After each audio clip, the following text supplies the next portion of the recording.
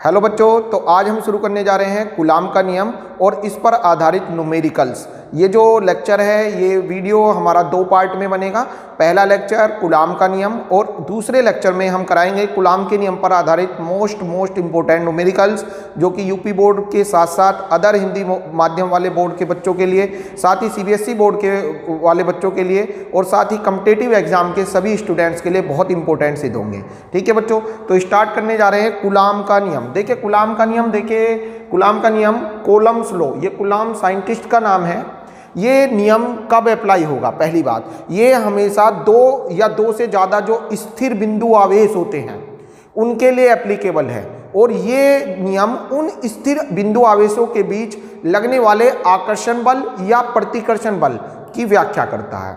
अब यहाँ पर बात आती है कि स्थिर बिंदु आवेश क्या होते हैं। देखिए स्थिर बिंदु आवेश वे होते हैं जैसे हम दो चार्जिड पार्टिकल, मतलब दो आवेशित कण दो बिंदुओं पर स्थिर मान लें और उनका जो साइज है, आवेशित कणों का जो आकार है, वो बहुत छोटा हो, बहुत सूक्ष्म हो। अर्थात जैसे दो कण अगर हम मान रहे हैं तो उन कणों का जो साइज है वो उनके बीच की दूरी की तुलना में नगण्य हो, नेग्लिजिबल हो। तो ऐसे ही कंडीशन में उन आवेशों को बोलते हैं बिंदु आवेश। ठीक है, तो बिंदु आवेश क्या है? वे आवेश जिनका आकार न्यूनतम होता है बिंदु आवेश कहलाते हैं। तो कूलाम का नियम बिंदु आवेशों के लिए ही एप्लीकेबल है, और ये कूलाम का नियम उन बिंदु आवेशों के बीच लगने वाले आकर्षण बल या प्रतिकर्षण बल की व्याख्या करता है। अब बात आती है आवेश क्या होते हैं। आवेश मैंने इससे पिछले लेक्चर में समझा रखा है, आप इससे पिछले वाला वीडियो देख लें, उससे आपको आवेश के बारे में सारी जानकारी मिल जाएगी। ठीक है, अब आवेश के बीच में आकर्षण बल कब लगेगा और प्रतिकर्षण बल कब लगेगा? अगर एक कण पॉजिटिव है, दूसरा कण नेगेटिव आवेशित है। ठीक है, एक है पॉजिटिव चार्जेड, दूसरा है नेगेटिव चार्जेड, तो इनके बीच लगता है आकर्षण का बल। और अगर दोनों पॉजिटिव चार्जेड हों या दोनों नेगेटिव चार्जेड पार्टिकल हैं तो उनके बीच लगता है प्रतिकर्षण का बल। ये हमने पिछले वीडियो में भी डिस्कस किया था। अब देखिए बच्चों, कूलाम का नियम क्या कहता है? दो स्थिर बिंदु आवेशों के बीच लगने वाला आकर्षण या प्रतिकर्षण का बल। आकर्षण या प्रतिकर्षण अभी बताया, जैसे दो पॉजिटिव हैं या दो नेगेटिव हैं तो प्रतिकर्षण, एक पॉजिटिव है दूसरा नेगेटिव है तो वे आकर्षण करेंगे, एक दूसरे को खींचेंगे, एक दूसरे की ओर आकर्षित होंगे। का बल उन आवेशों के गुणनफल के अनुक्रमानुपाती। ये देखिए, उन आवेशों के गुणनफल के अनुक्रमानुपाती। इसका मतलब ये है कि जो बल होता है इन कणों के बीच का बल, वो इन आवेशों के गुणनफल के अनुक्रमानुपाती। मतलब आवेशों का गुणनफल बढ़ेगा तो बल का मान भी बढ़ेगा, आवेशों का गुणनफल घटेगा तो बल का मान भी घटेगा। ठीक है, तथा इनके बीच की दूरी के वर्ग के व्युत्क्रमानुपाती होता है। इसका मतलब यह है कि बीच की दूरी बढ़ेगी तो बल घटेगा, दूरी घटेगी तो बल बढ़ेगा। ठीक है, इन दोनों बातों को हम ऐसे लिख सकते हैं। अर्थात जैसे बेटा दो आवेशित कण मान लीजिए आप, ये रे, एक स्थिर बिंदु आवेश Q1, दूसरा स्थिर बिंदु आवेश Q2, और इनके बीच की डिस्टेंस हमने मान ली R। ठीक है, तो कूलाम का नियम कहता है कि इन स्थिर बिंदु आवेशों के बीच का जो आकर्षण या प्रतिकर्षण का बल होता है, बल मतलब F, वो अनुक्रमानुपाती होता है। अनुक्रमानुपाती का चिन्ह ऐसे बनाते हैं। अनुक्रमानुपाती होता है इन आवेशों के गुणनफल के, मतलब Q1 और Q2 के गुणनफल के अनुक्रमानुपाती। इसका मतलब अगर ये बढ़ेगा तो बल भी बढ़ेगा, आवेशों का गुणनफल घटेगा तो बल भी घटेगा। ठीक है, ये पहली बात हो गई। आगे देखिए, तथा उनके बीच की दूरी के वर्ग के व्युत्क्रमानुपाती होता है। इसका मतलब यह है कि दूरी बढ़ाओगे तो बल घटेगा। देखिए ऐसे, F व्युत्क्रमानुपाती, अनुक्रमानुपाती व्युत्क्रमानुपाती चिन्ह तो सेम बनता है बेटे। अनुक्रमानुपाती का मतलब इनटू में ऊपर ही लिख दो, व्युत्क्रमानुपाती का मतलब अपोन में। ठीक है, उल्टा होता है, इनवर्सली प्रोपोर्शनल।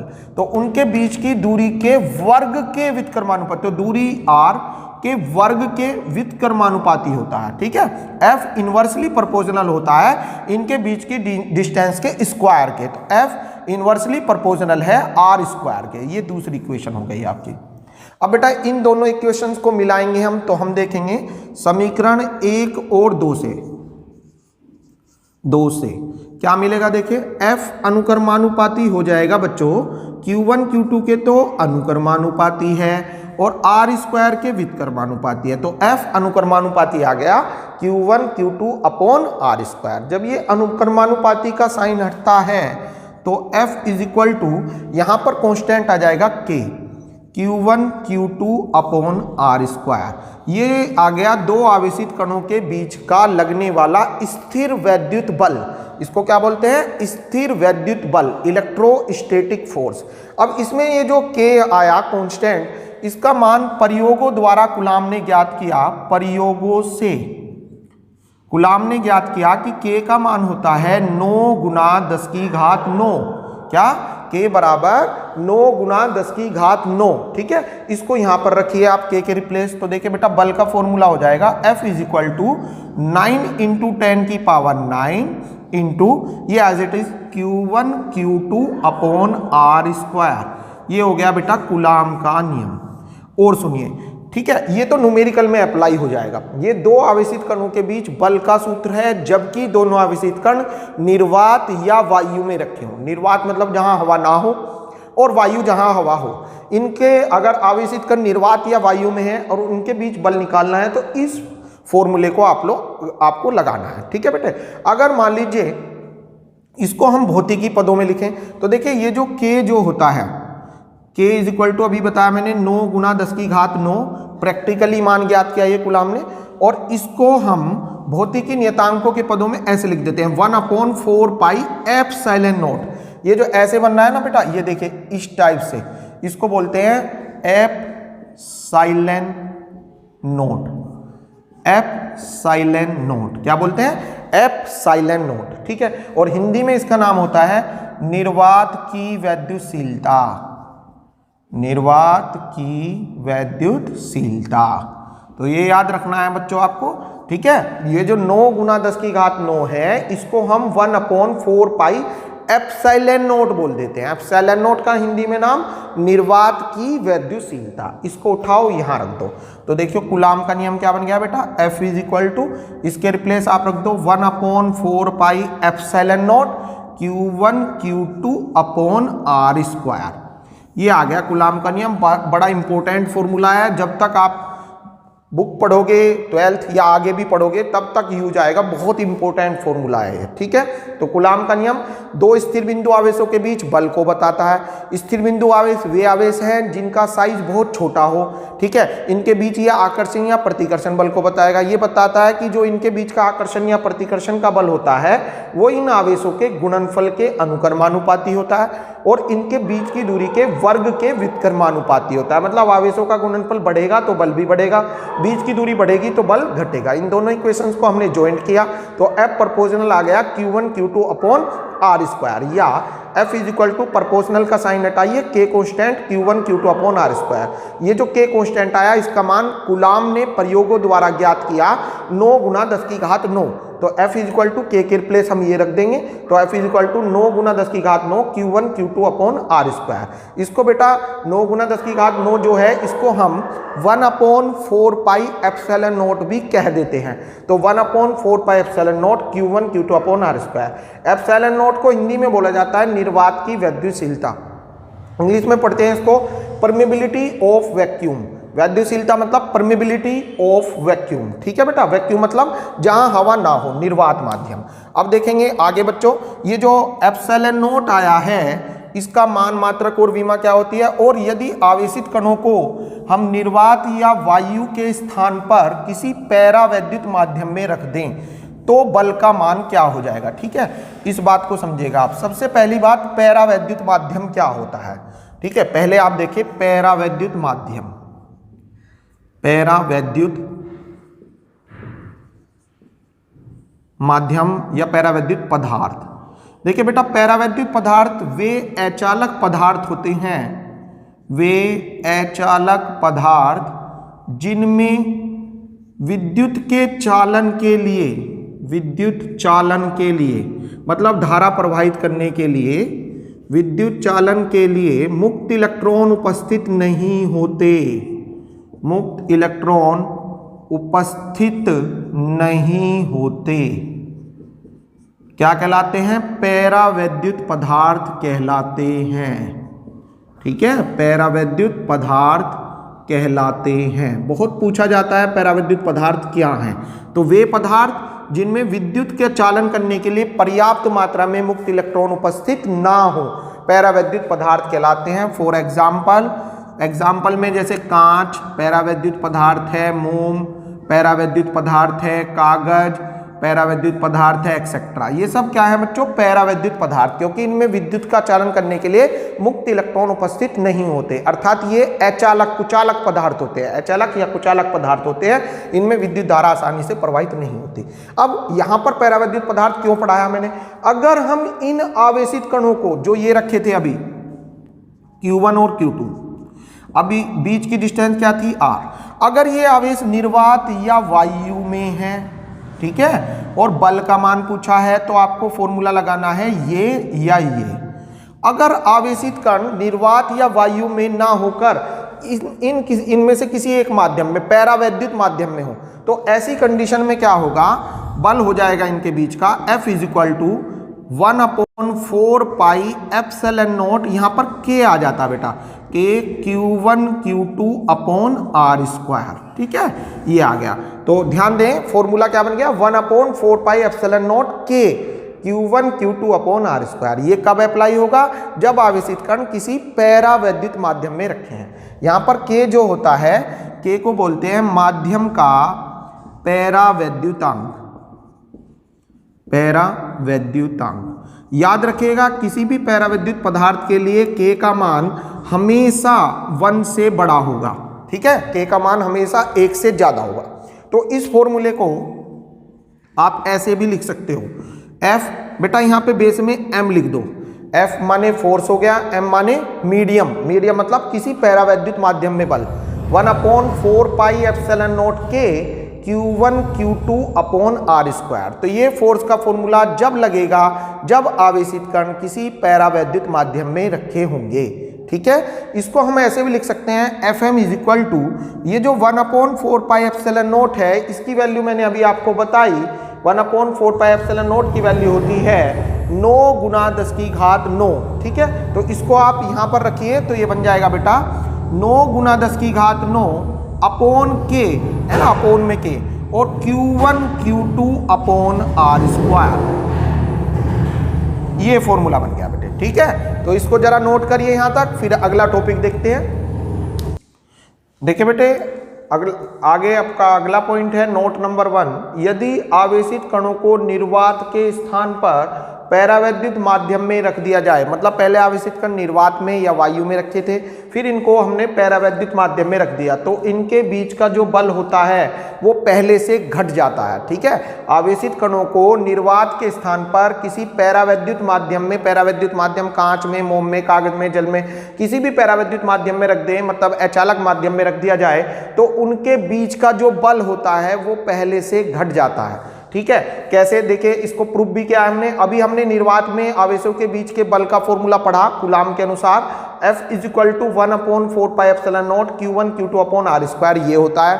पैरावैद्युत माध्यम में Fm लिख देते हैं, 1/4 पाई एप्सिलॉन नॉट K और आ जाएगा यहाँ पर Q1 Q2 अपॉन r²। ये आपकी इक्वेशन नंबर 2 हो गई, ठीक है। इनको डिवाइड कर दिया हमने, F/Fm डिवाइड किया तो ये हो गया 1/4 pi epsilon naught Q1 Q2 upon r², upon में ये लिख दिया बेटा, इससे ये कट जाएगा, 4 पाई एप्सिलॉन नॉट से 4 पाई एप्सिलॉन नॉट, Q1 Q2 से Q1 Q2, r² से r², ओनली बचेगा K, सब कट जाएगा, K बचेगा, K ऊपर चला जाएगा, तो F/Fm बराबर K या Fm बराबर F/K। इसका मतलब ये हुआ बच्चों, इसको इधर कर लो, इसको इधर कर लो, तो Fm = F/K। या आप लिख सकते हैं कि Fm बराबर होता है F का कितना, 1/K टाइम।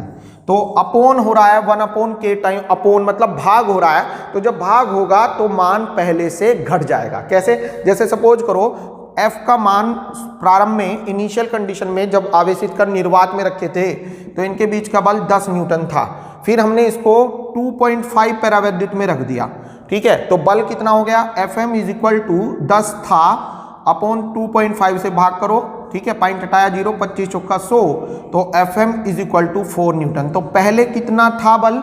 10 न्यूटन था, कितना रह गया, 4 न्यूटन रह गया। अर्थात जब आवेशित कणों को किसी पैरावैद्युत माध्यम में रखा जाता है तो उनके बीच का जो बल होता है वो पहले से घट जाता है। कितना घट जाता है, 1/k टाइम घट जाता है। ठीक है, अब इसमें ये जो k होता है बच्चों, इसके बारे में भी ध्यान दें।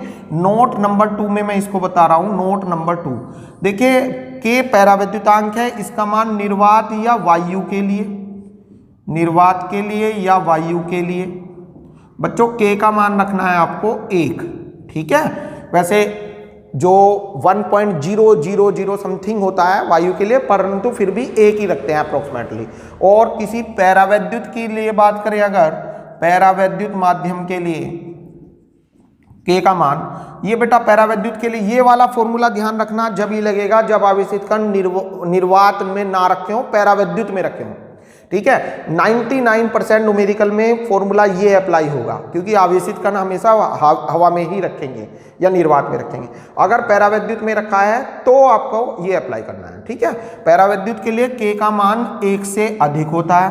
और अगर कोई धातु है, धातु जैसे एल्यूमिनियम, लोहा, निकिल, कोबाल्ट, है ना, कोई धातु है, तो उसके लिए k का मान इन्फिनिटिव होता है, अनंत होता है। ठीक है, तो ये बात नोट कर लीजिए, बहुत पूछे जाते हैं एमसीक्यूज में। कि जैसे एक क्वेश्चन आया था एक बार कि k बराबर 6 संभव है किसके लिए, तो किसी पैरावैद्युत पदार्थ के लिए, धातु के लिए, तो किसके लिए लिखना था, पैरावैद्युत पदार्थ के लिए। तो पैरावैद्युत पदार्थ जो होता है उसके लिए पैरावैद्युतांक का मान 1 से अधिक होता है। और अगर एक क्वेश्चन ये भी आया हुआ है कि दो आवेशित कणों को निर्वात या वायु के स्थान पर केरोसिन में रख दिया जाए तो उनके बीच बल पर क्या प्रभाव पड़ेगा, बहुत इंपॉर्टेंट क्वेश्चन है। तो मैंने अभी बताया, निर्वात या वायु के स्थान पर केरोसिन, केरोसिन मतलब एक पैरावैद्युत पदार्थ हो गया, केरोसिन में रख देंगे तो उनके बीच का जो बल होगा, अभी बताया पैरावैद्युत में रखने पर बल 1/k टाइम रह जाएगा, अर्थात घट जाएगा।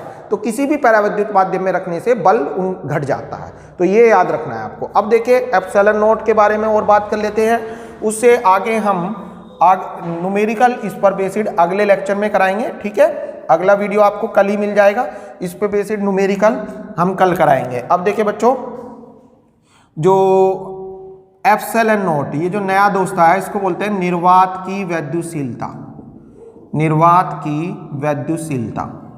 इसका मान बहुत पूछा जाता है, मान और मात्रक बताइए, तो आपको याद रखना है, निकालने का तरीका भी सीख लीजिए। 1/4 पाई एप्सिलॉन नॉट, इसकी वैल्यू होती है 9 × 10⁹। अब जिसको निकालना है उसको सेपरेट कर लीजिए, हमको एप्सिलॉन नॉट चाहिए, तो epsilon naught is equal to, ये बेटा इधर आ जाएगा, तो 1/4 पाई × 9 × 10⁹। तो बच्चों ये आ जाएगा epsilon naught is equal to 1/4 pi की जगह आप रख देंगे 22/7, 7 ऊपर पहुंच जाएगा × 9 × 10⁹। अब बेटा इसमें आसान तरीका ये रहेगा, इसको 1000 से कर दो गुना, है ना, 7 की 1000 में हुई 7000 और 1000 से कर दो भाग, तो ये बन जाएगा बेटा epsilon naught is equal to 7000 upon 22 चौका 88 निमा 792 और इंटू 10⁹ और 3 ये हो गई 12, इनको ऊपर ले जाइए -12। अर्थात कहने का मतलब एप्सिलॉन नॉट की वैल्यू आ गई बच्चों, इसको इससे भाग दे लो, 8.85 बार कट जाएगा। तो epsilon naught is equal to 8.85 × 10⁻⁻12, ये मान आ गया बच्चों। तो एप्सिलॉन नॉट का मान होता है 8.85 × 10⁻⁻12। और मात्रक की अगर बात करें इसका, तो मात्रक निकालने का बहुत आसान तरीका, कूलाम को बुला लो। कूलाम ने अपना नियम दिया, F is equal to 1/4 pi epsilon naught Q1 Q2 upon r²। आज ही पढ़ाया बेटा मैंने, है ना, दो आवेशित कणों के बीच बल F is equal to 1/4 pi epsilon naught Q1 Q2 upon r²। यहाँ से आप एप्सिलॉन नॉट को सेपरेट करिए, ये इधर ये इधर, तो ये आ जाएगा आपका epsilon naught is equal to 1/4 pi F Q1 Q2 upon r²। तो एप्सिलॉन नॉट का मात्रक बन गया, मात्रक इज इक्वल टू Q1 माने आवेश, आवेश का होता है बेटे कूलाम, Q2 भी आवेश कूलाम, तो कूलाम गुना कूलाम मतलब कूलाम स्क्वायर। कूलाम को शॉर्ट फॉर्म में C लिख देते हैं, है ना, पिछले लेक्चर में भी बताया था मैंने, कूलाम मतलब C, ये भी C, तो C स्क्वायर हो गया अपॉन 4 पाई ये संख्या है, इसका कोई मात्रक नहीं होगा। F माने फोर्स, फोर्स मतलब बल, बल का होता है न्यूटन, न्यूटन लिख दो। R माने दूरी, दूरी का होता है मीटर, तो मीटर स्क्वायर हो रहा है, स्क्वायर कर देंगे। तो कूलाम स्क्वायर पर न्यूटन मीटर स्क्वायर, ये एप्सिलॉन नॉट का मात्रक हो गया, जगह जगह यूज होगा। एप्सिलॉन नॉट का मात्रक कूलाम स्क्वायर पर newton metre square, value 8.85 into 10⁻⁻12। तो ये वैल्यू हो गई, ये मात्रक हो गया, ठीक है। ये एप्सिलॉन नॉट के बारे में हो गया। इससे अगले वीडियो में हम कूलाम के नियम पर आधारित मोस्ट इंपोर्टेंट न्यूमेरिकल्स जो कि यूपी बोर्ड एग्जाम के लिए, सीबीएसई के लिए और अदर कॉम्पिटिटिव एग्जाम के लिए हैं, वे कराएंगे। आज के लिए इतना ही बहुत है। Thank you so much.